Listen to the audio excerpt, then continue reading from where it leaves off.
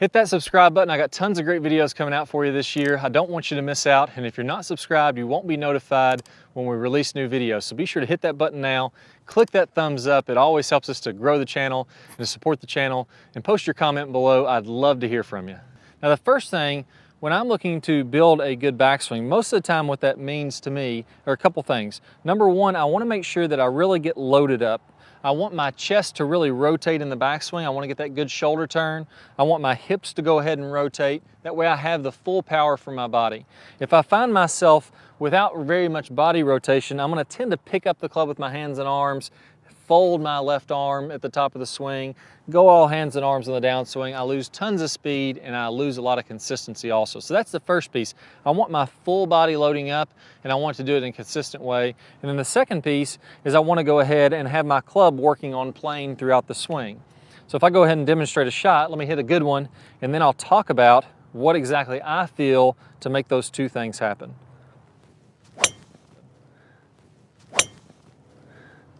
There we go, right down the right center. Probably not going to read super far on my flight scope today. I'll be showing you numbers throughout this entire video. We got a little bit of wind in our face, but I'll do my best to get them out there. So the first piece here, how do we build a good consistent backswing? What is the main thing I'm looking for? I want to build my turn and my overall swing plane throughout my entire body.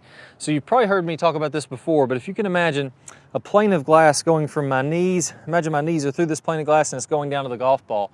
As I make my backswing, I want my knees to swivel and be on that plane of glass. So now my knees are kind of angled toward that golf ball. Anywhere in this zone is fine. If I go up to my hips, the same thing is happening. As I rotate in the backswing, my right leg is straightening a bit, my right hip gets higher, my left hip gets a little bit lower, and you can see my hips are on this angle kind of going to the golf ball there too. That's going to allow me to not only rotate back and through, but to also be consistent with my swing plane. Take it up to the shoulders. Now all of a sudden, I'm doing the exact same thing there. This club, if I put one across my shoulders, is somewhere in the zone of this golf ball as I go back. And because I've rotated my knees and my hips, now I can get really loaded up with my shoulders to get a lot of power.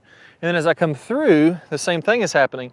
As I let my knees rotate on through, my hips rotate on through, my right heel comes off the ground for me to be able to do this. Now I'm staying on plane there. Now we go up to the arms. So if my knees, my hips, my shoulders are working correctly, it's a whole lot easier to get my arms working correctly. As I let my arms swing to the top of the backswing, now that arm is going to be roughly angled down to the golf ball. And then the club slots to match up with those overall planes in the downswing, and it's going to be pointing right at the golf ball or just slightly outside that golf ball. So that's the big key there. Two things. I want to rotate my body. That's number one. I got to make sure I get loaded up for power. And then number two, I want my entire body working to keep me on plane. I don't want my body to be shifting and my shoulders to be level, or for me to have a reverse pivot and my shoulders to be level or off plane. Then everything gets thrown out of whack. I got to have from my knees all the way up to my shoulders, my arms, my club, everything working down to that golf ball. That really simplifies things. So that's the first thing I would start out with. Do a good 15, 20 reps, get familiar with what that feels like. Hit a couple shots while you're doing that. Again, on this swing, I'm gonna go ahead and hit one. You'll notice how my entire body looks like it's angled down and staying on plane from my knees all the way up to my arms, shoulders, and club.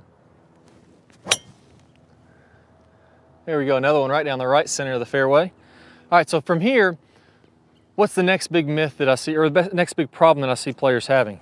The biggest one, and the one that I heard time and time again when you guys commented on this, or when you commented on this, is that you're folding your arms. So as you make that backswing, essentially your chest isn't rotating and your arms are folding up. The typical solution to this, or what you'll hear a lot of coaches and players, and there's nothing wrong with this tip by itself, but you'll hear to really keep the arms wide, to really keep these arms stretched out away from your body. One thing I see players do when they try to keep their arms wide though, is they end up swaying off the ball. So now all of a sudden, I try to keep my arms wide, I sway over here, my body gets a huge weight shift to the right, and then as I come in my downswing, then I'm going to sway back to the left. Not only does that make your swing extremely inconsistent, as my head starts to go to the right and then back to the left, my proprioception, my hand-eye coordination is thrown all out of whack, but also it doesn't really help you to keep your arms that straight what really helps you to keep your arms straight is rotate your shoulders. So if I do this correctly, instead of thinking arms wide and stretch way over here, I'd end up just folding up anyways, and now I'm moving around all over the place. What I'd like for you to feel like is your chest stays centered. You have a slight tilt away from the target like we talk about in the Top-Speed Golf system. That's what we call the stable fluid spine. That little angle there, that's going to keep you behind the golf ball for some power. Now from there, I'm going to rotate around my spine, and I have to keep my shoulders turning. This is one of the biggest keys in golf. If my hips, my knees, my legs, loosen up your left foot if you have to, if you're not very flexible, but I've got to let my shoulders make that good full turn in the backswing. And if I do that, I can get my arms coming all the way back up here. I can get that wide takeaway, keep my arms straight, and I won't have to fold them up. The real cause behind your arms folding, sorry for the mower there for a second, I'll try to, hopefully you won't hear that too bad on the mic, but the real reason for your arms folding is that when my shoulders stop, if these shoulders stop rotating, I can only get my arms back to here. I can't get any power from there. The only way to keep my arms keeping on going if I don't move my shoulders is to fold them and get the club going farther back. So if you're bending your arms, it's actually a lack of rotation and not a lack of being wide off the ball. So in this one, I'm going to really concentrate on my shoulder turn to keep my arms wide, to keep my arms from folding up. And you'll see that I create a lot of width and I don't fold up my arms when I do this. There we go, overcompensated a little bit. I was trying to stay away from the right side of the fairway, I got to the left side of the fairway. All right, so the next piece, one of the questions I hear all the time is, what do I do when I'm uncomfortable? If I'm trying to make these swing changes, maybe I'm used to folding my arms, I do that all the time. How do I get comfortable doing this? Well, there's a couple things happening here. There's a progression of drills that need to happen if you want to get comfortable on the course. Number one, you want to get comfortable making these slow motion practice swings and pausing. If I can't make a swing where I go really slow in my living room and I get this big shoulder turn and my arms stay wide and they don't break down without hitting a golf ball, just doing a practice swing, then I'm not going to be able to put a golf ball down there and do it correctly. So you have to do that first level, which is slow motion practice swings, pausing, hitting the right positions, getting an overall awareness of what this feels like. Once your body starts to feel that, you build a little bit of muscle memory. You get a little bit of awareness. You start to lay down some new neural pathways, would be a more accurate way of talking about this, and you just get more comfortable doing that. Once you get comfortable with that, then you get comfortable taking the next step up, which would be swinging without pausing, more practice swings, fuller speed practice swings. Once you get comfortable with that, you get to go to the driving range and hit some range balls with one club over and over again, and you get comfortable there. Once you're comfortable with that, you can mix up the clubs on the driving range. You're gonna be able to go from a 7-iron to a driver to a pitching wedge, and it's gonna hold together when you're not under the stress of the course. Once you're comfortable with that, you can take it to the course, and once you're comfortable with that, then you can take it to a competition. When I see players that really get frustrated and they say, oh man, I'm uncomfortable making these swing changes, they're trying to go straight from one swing on the driving range to a tournament and have it hold up on the weekend right from there. You have to build up those levels, and the reason for that is as you add levels, you get more and more distractions. You go from the comfort of your living room to out where there's other players watching you. You go from there to the course where there's players watching you and you're actually playing against somebody for a tournament, a club championship, or maybe a skins game, or just a local Nassau, something like that. So you have to build up those levels. If you can do that, you're gonna fly through these progressions and things are gonna get comfortable a lot faster. If you try to, the real danger with this is if I try to go from level 1 right to the course in a tournament, I'm gonna fall apart, and instead of keeping on working on the right things and making those comfortable, what's gonna happen is you're gonna go searching for the next greatest tip, and you're gonna be right back from square one again. It's gonna fail again because we're gonna try to go to step 5, and we're gonna be back searching again. And we were on the right track, we just had to stick with it. That's a big key. I can't reiterate that one enough. So the next piece here, wrist set. A lot of times I'll hear about players wanting to set their wrist early in the backswing. And typically, this is one of my least favorite drills, because what happens if I set my wrist early, a lot of times you'll see players coaches telling you to get the wrist set here, then I hold this angle of my wrist all the way back, all the way down, and I have this great angle of lag and I release it. We've all tried it out. If it worked and that was the right way to do it, then you would try it out the first time, or you would try it out a few times, get a little bit comfortable with it, and all of a sudden you'd have tons of lag. We all know that that doesn't actually work if we've tried it this way.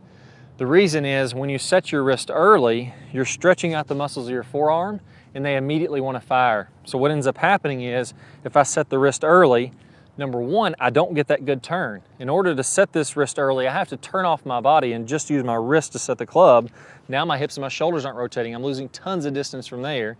Number two, my wrists naturally want to cast, so as soon as I start down, I'm going to start casting that club.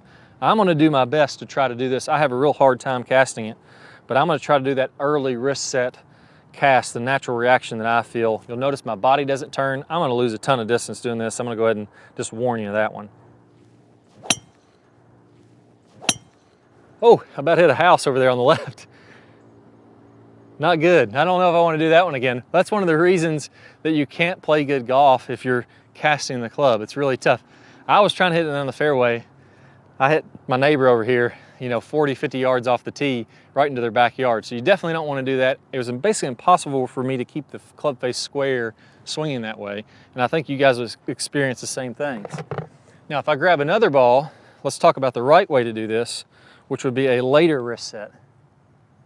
Whenever you're taking that club back, I'm going to feel like my wrists are angled down this way. That's what's called ulnar deviation. And when I do that, what you'll notice is if I keep my wrist angled down, the only way to get this club moving back, because I'm not using my wrist now, is to move my body. Bigger shoulder turn, bigger hip turn, bigger knee turn. Now I can load up, I'm going to get a lot more club head speed, and I also get a lot wider. As I rotate my body, like we talked about earlier, that makes it easier to keep the arms straighter. So that later wrist set helps you get more power from rotation, helps you keep your arms straighter in the backswing. And the third benefit of this is, as I don't stretch out my forearms, the bottom of my forearms yet, as I build lag in the downswing, late in the swing, I'm stretching my forearms late, and then I'm releasing that late, and I get that whipping action. If I set the wrist early, I'm holding on, I'm not gonna get the speed. If I set the wrist late, I get that good stretch and I can immediately let it go, like you're kind of cracking a whip. You're really getting a lot of speed from that. Let's try one out now, getting that late wrist set and a good golf swing. There we go, right down the right center of the fairway again. I'll take that one. I think I'm 3 for 4 on fairways and 1 in the backyard of the person beside me. So let's try out. The next thing, a question that I get a lot of times is, does this work for every club? So if I'm making these backswing, do I want to set the wrist at the same time with a pitching wedge as I do with the driver? Do I want to have my swing plane working the same? In general, this is the same idea. The only difference is when I'm setting up with a pitching wedge, I am closer to the ball and I'm on a steeper angle. So typically the swing is going to be more vertical and shorter because I'm closer to the ball. As I go to the driver, now I'm farther away. Again, these angles, these planes of glass, if you want to visualize it that way, are flatter and I'm a little longer and more round. If I'm looking from face on, I feel like I'm doing the exact same thing. This long driver has a lot of momentum. As I go into the backswing, that really lets the club go farther back. Shorter pitching wedge has less momentum. So when I feel like I'm doing the same thing, my swing ends up being a little bit shorter. My shoulders are still turning, my arms are still going back. The club just doesn't set as far back. Maybe the club stops here rather than going there. If you want to swing a little bit longer with the pitching wedge, I'm completely fine with that. I don't think length of backswing is all that big of a deal. If you want a perfect backswing, I think you can do that with a shorter swing or with a longer swing. There's been major champions, many major champions that have done it with both types. So that's the, does it work with all clubs? It does. Any differences you see in the clubs are mostly just feeling like you're doing the same thing, and because of the way the club is designed, it's actually happening slightly different, but it's not a conscious thing you're worrying about. The next thing, cupped wrist. This is a big one. A lot of times people will do what I call this motion, which is an inside.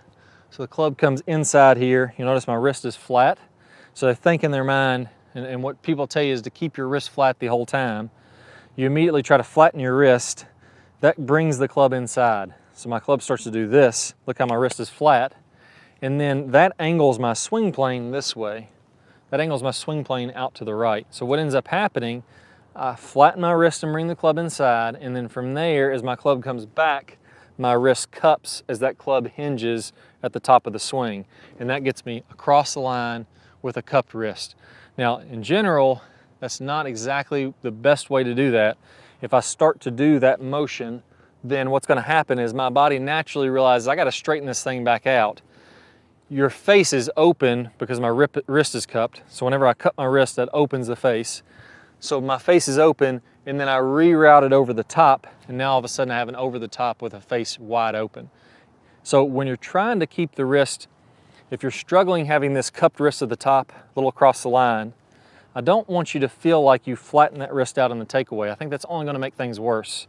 What I would focus on is in the takeaway, be nice and wide, like we talked about, and you actually want a little bit of a cup here. If you really are struggling with this, think about keeping the club head a little bit outside your hands. So if I pause when my club is parallel with the ground, I have a little cup in my left wrist and my club is pointing out this way. The reason that's good is because now that's going to put me on a more laid off position at the top, and my wrist is going to want to bow.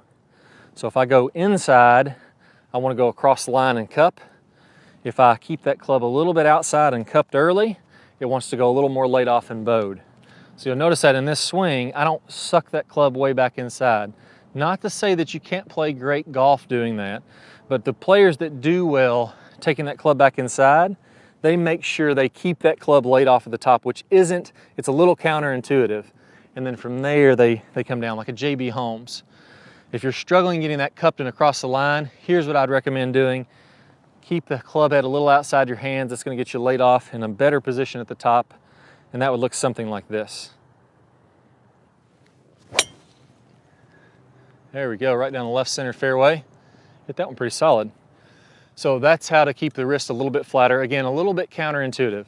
Now, the next thing that I hear all the time, and this one kind of drives me nuts, to be honest with you, because I know it's hurting so many players' games from a false idea that we want to be short, and if we stay a more short, compact swing, we're going to be more consistent.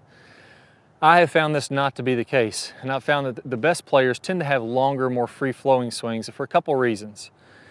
Not to say you can't swing short. I'll actually tell you the right way. If you do want to shorten your swing, I'll give you the right way to do that here later in this video. But what I've found players do, and the most common tip out there to keep a short swing, is to keep the hands lower. And when you lower the hands, I'm going to keep my hands lower here. Notice how my shoulders don't rotate as much. When I don't rotate my shoulders, I don't have as much time to build up swing speed. I'm kind of essentially making a little half backswing. When I do that, my hands are lower, my shoulders haven't turned. Now, I have to be twice as good with my timing because I have to go from here, where my hands are at the top of the swing, to contact, this very short period of time, short period of distance. I have to accelerate really fast. What I typically find players doing is their hands get tight, they always feel rushed, and because they're accelerating so fast, they've lost the feel of the club head, and it gets very tight and heavy in their hands, and they actually lose some consistencies for contact. Let me go ahead and swing one here. Let me make sure my Flight Scope's on.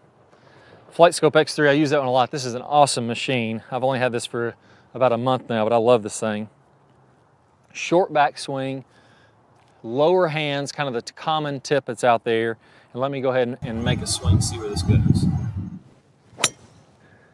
So for me, I feel really rushed on that one. That was the worst contact that I've had on a normal swing all day, low and off the heel, and that ball went into the left rough, had a little bit of a fade on it. I got 104 miles an hour of swing speed. Swing speed's way down. 204 carry, 234 total distance. That is way lower than I would normally get. I'm usually around 300 yards, somewhere around in there. So that short swing, because it shortened my shoulder turn, then I felt rushed, I felt tight, and it killed my club head speed. Let me go ahead and do one the correct way again, where I would feel like I get a lot of shoulder turn. I want to feel like my hands go as far back as they can, as long as they can stay nice and wide and straight. I don't want them to fold up like this, but I'm going to keep them fairly wide and go as far as I can. So if you're a little bit tight, just go as far as you can. That's completely fine. This is something I can't reiterate enough. If you're tight and you're not very flexible, make sure you loosen up this left knee. I don't want this left knee to be stiff and look like this at the top of the backswing. I'm going to let that come on out toward the golf ball. I'm going to let that left heel come a little off the ground. That's going to loosen my hips. That's going to loosen my shoulders. And I'm going to get a bigger turn and more club head speed. Let's go ahead and give it a whirl. That was a miss hit there. Didn't really hit that one that good. Right down the middle of the fairway. I can't really complain too much. So I went from 104 club head speed. I'm guessing that's probably 115, 117. Again, a miss hit, 270, heck of a lot better than 234.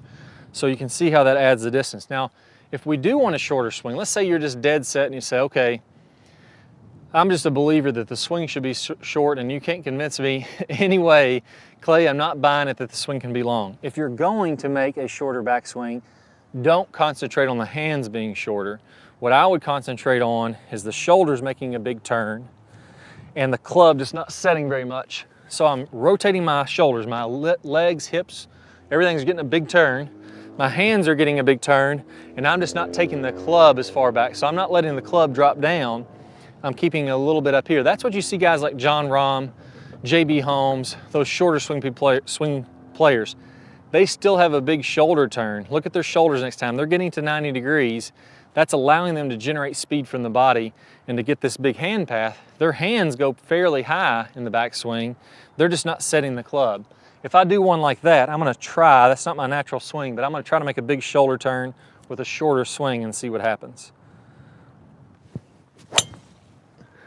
So there, a little bit off, a little spinny for me. Again, into the wind, it's not gonna go that far, but I still had power because I rotated my shoulders. If you're gonna make a shorter swing, that's the way to do it. Right down the middle, 118.5. I actually picked up a little swing speed because I tried to really be aggressive there. Completely fine if you're gonna do that. Again, about 270 into the wind. Not too bad, I'll take that for today. Now the last thing here, or one of the last things, is the reverse pivot. A lot of players struggle with this reverse pivot. Let me go ahead and grab a tee. I'm losing all my tees here. So the reverse pivot, what I see players doing when they have that is the most common misconception I see is to have a reverse K. So the reverse pivot is this. I set up to this golf ball, my hips slide to the right in the backswing, and my upper body leans to the left. So that's your reverse pivot. This can be disastrous to your backswing and your golf game because as I do this reverse pivot, I'm gonna have to change from here. I know I can't hit from here, I won't be able to hit the ball at all.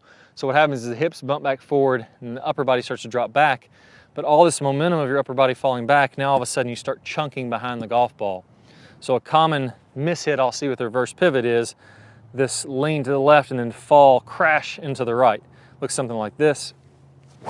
And now it's a big slice, hit it all over the place. Really, really tough to get consistent contact when that's happening. The common advice for this is your reverse K, which sounds a little complicated, but it's actually fairly easy, fairly simple. And what that means is instead of my hips going out and this kind of like a K, so you imagine my upper body, if this is a straight up and down line, my upper body's going this way, my lower body's going that way, kind of makes a K shape. A reverse K would be my hips bumping this way and my upper body doing this. So now if you imagine a wall here, that kind of makes like a reverse K kind of shape. The problem is when I see players that sway their hips a lot, they tend to do that and have a hard time breaking that habit. So if you have that reverse pivot, then what you're gonna typically do is when you try to get that reverse K, is you're gonna not only keep your body to the right, but you're still gonna sway. And a lot of times you're just gonna shift way over here to the right and you're gonna start moving around a lot. So you went from a lot of movement, leaning left and then crashing to the right, to a lot of movement away from the ball and then sliding this way. Both of those are gonna cause a lot of trouble for you. What I'd like for you to do is still keep that reverse K idea. Keep the idea that as I turn, your body's gonna flex away from the target. But when you do this, don't keep as much weight on your right side. Normally, a reverse pivot, your right foot comes all the way off the ground on the inside. I want you to feel like the inside of your right foot is kind of planted in. You have a little bit more weight on the inside of your left foot as you turn away from the target. Now for you, that's gonna be the right feeling, and that's gonna keep you in the right position. I would take it even a little bit simpler than that and just put the club across your shoulders like we did in the beginning of the video. Let's keep it as simple as possible. Let's try the easiest solution first. Hinge forward. What you'll find if you do a reverse pivot is now all of a sudden my club's pointing way too level with the ground. It's pointing out there. If I start to do this and point my club toward the ground and I have a little bit of weight on the inside of my right foot, you'll notice I'm in a great position here. As I rotate through the shot, I'm in a great position there too. So try that drill first. Rather than doing the reverse K and trying to mess with all that, just get your swing planes working correct. I think that makes things a lot easier. Let's give one more a whirl here, see if I can get one down the middle to end on.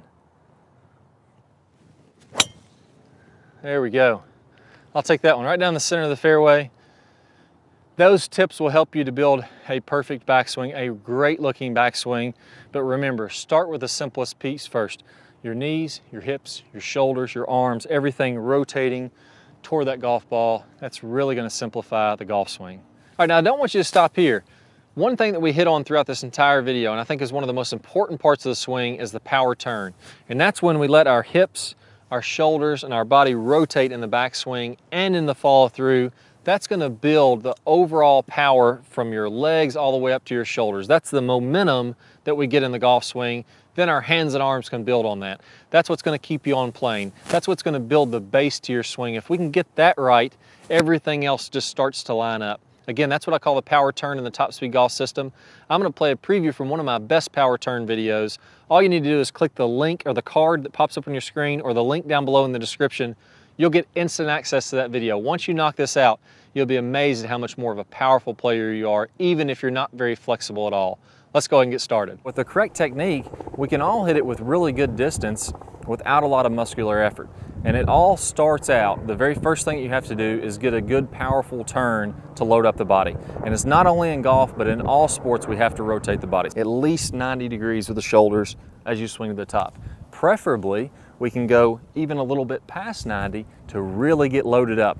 That's going to allow us to have a lot of power. So we don't just have to look at golf for this. Let's actually look at other sports. They're rotating their body, then they're coming forward. So we have to get that load. We have to get this big shoulder turn to be able to create power in the golf swing. So in this series of videos, I'm going to show you exactly how to do that. That's one of the first keys to getting power, and we're all going to get at least a 90-degree turn, if not more than that. I think you'll be surprised at what you can do. So let's go ahead and get started with the next series of videos, and I'm going to show you how to get this big, powerful turn.